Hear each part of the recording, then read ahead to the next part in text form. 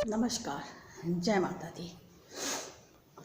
Supreme court का फैसला जो आया है उसका मैं स्वागत करती हूँ। एक हिंदू होने के बावजूद भी ये जो मंदिर और मस्जिद का मसला था, मैं भी नहीं चाहती कि देश में अराजकता फैले, क्योंकि देश आज़ाद हुए काफ़ी समय हो गया है। मस्जिद तब भी रहे हैं, मंदिर तब भी थे, लेकिन तब क्या हिंदू सो रहे थे? तब उन्हें मस्जिद के अंदर मंदिर नहीं नज़र आ रहा था। अचानक से ये मंदिर और मस्जिद का मसला क्यों? ये बहुत अच्छा हुआ कि सुप्रीम कोर्ट से जो फैसला आया है वो बहुत सम्मानजनक है। दूसरी बात, हमारे देश के अंदर बड़े बड़े उद्योगपति हैं, चाहे वो गौतम अडानी हो और चाहे अंबानी परिवार हो। इनसे देश को आगे बढ़ने में सहायता मिलती है, ये देश को उत्कर्ष की गति देते हैं। और सबसे मेन बात है कि वो हिंदुस्तानी है, हिंदुस्तान में जन्म हुआ उनका, हिंदुस्तानी है और हिंदुस्तान के लिए ही कर रहे हैं। तो अडानी का जो मुद्दा बार बार राहुल जी उठाते हैं, तो राहुल जी को ये सोचना चाहिए कि उनकी माँ विदेशी है और सोरेस हो चाहे उनके सैम अंकल हों, ये सब विदेशी हैं। इनका हमारे देश से दूर दूर तक कोई लेना देना नहीं है। तो उन्हें हमारे हिंदुस्तान के अंदरूनी मामले में हस्तक्षेप करने का कोई अधिकार नहीं है। और भी तो नेता है, बहुत सारे लोगों ने मिलकर इंडिया गठबंधन बनाया है, लेकिन इंडिया गठबंधन होने के बावजूद भी और किसी के बारे में तो अफवाहें नहीं फैलती हैं, चाहे वो अखिलेश यादव जी हों और चाहे तेजस्वी यादव। इनके बारे में तो कोई अफवाह नहीं है, ना ही ममता जी के बारे में कोई अफवाह है कि उनका विदेशी लोगों से कोई टाँका भिड़ा हुआ है। तो ये क्या तरीका है सोनिया जी का कि वहाँ से फंडिंग आती है? सोनिया जी को कोई इटली तो बनाना नहीं हमें अपने हिंदुस्तान को।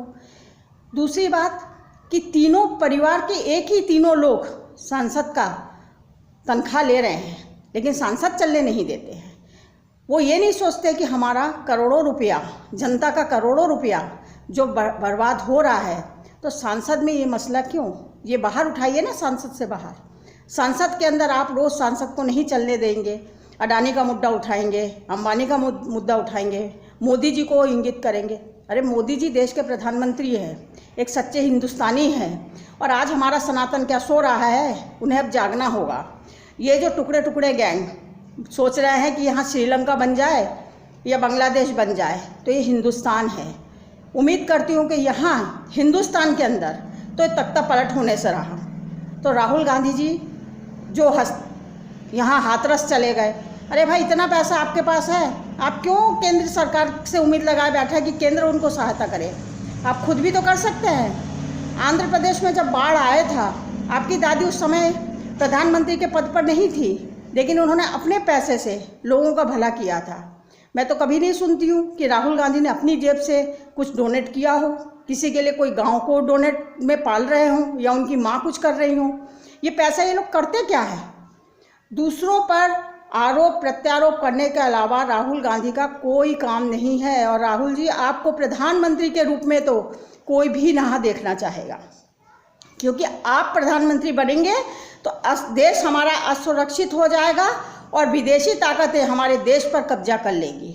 कांग्रेस का अगर कोई हिंदुस्तान में जन्म लिया हुआ हिंदुस्तानी हो, सच्चा हिंदुस्तानी हो, सच्चा भारतीय हो, उनको तो आप नेता बनने देते नहीं हैं। सारे कमान सोनिया जी ने अपने हाथ में रखा है। वो सोचती है वो इंदिरा गांधी बन गई हैं, तो गलत है। इंदिरा जी में और सोनिया गांधी में ज़मीन आसमान का फ़र्क है। एक ही घर की दो बहुएं हैं, मेनका गांधी आज कहाँ हैं? वरुण गांधी कहाँ हैं? वो भी तो इसी भारत के रहने वाले हैं ना। तो सारा कुछ कांग्रेस जो है सोनिया गांधी के पीछे ही क्यों पड़ी है? क्यों चाटुकार इतने बन गए हैं वहाँ के नेता कि उन्हें कुछ दिखाई ही नहीं देता है?